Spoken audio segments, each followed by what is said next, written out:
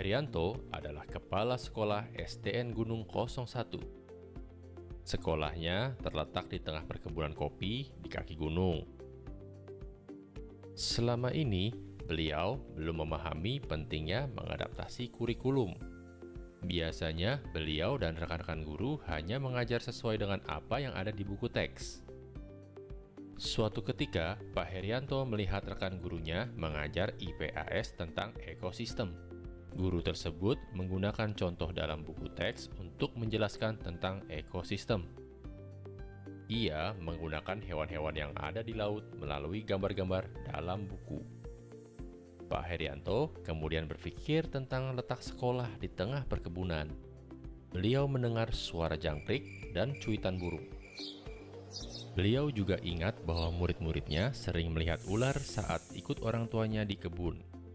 Beliau berpikir hewan-hewan tersebut bisa digunakan untuk menjelaskan tentang ekosistem dengan lebih baik. Mengapa? Karena hewan-hewan tersebut bisa ditemui oleh murid-muridnya.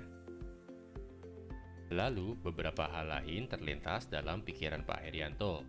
Bagaimana jika para guru mengajar IPAS dengan menggunakan contoh hewan yang ada di sekitar sekolah?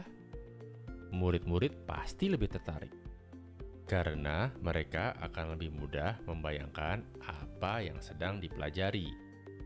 Tujuannya tentu saja untuk membantu murid mendapat pembelajaran yang lebih bermakna. Kemudian, Pak Herianto mencari materi yang pernah diberikan oleh salah seorang temannya. Materi tersebut membahas tentang bagaimana memanfaatkan lingkungan sekitar dalam proses pembelajaran. Beliau menyadari bahwa cara mengajar yang hanya bertumpu pada buku teks sangat tidak cukup.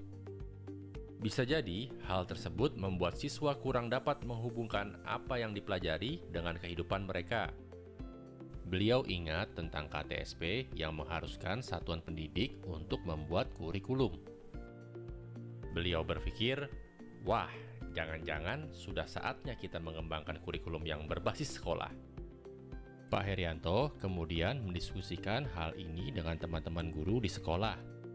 Beliau menyampaikan tentang gagasan untuk membangun kurikulum berbasis sekolah.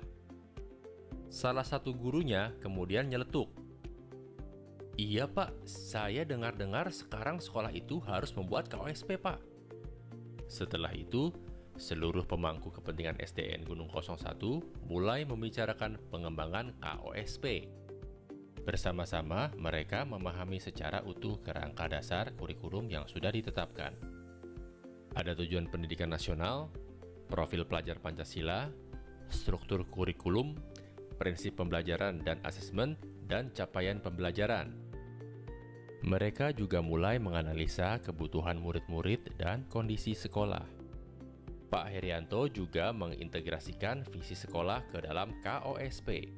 Visi sekolahnya adalah melahirkan murid-murid yang cerdas, berakhlak, bertanggung jawab, dan peduli akan lingkungan.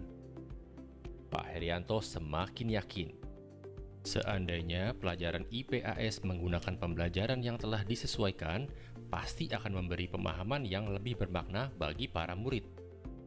Misalnya, dalam pembelajaran IPAS mengenai ekosistem. Pak Herianto dan rekan-rekan guru akan meminta murid melakukan observasi langsung terhadap hewan yang ada di sekitarnya. Murid-murid juga akan diajarkan tentang bagaimana kaitan kehidupan sehari-hari dengan kelangsungan ekosistem yang harus terus dijaga.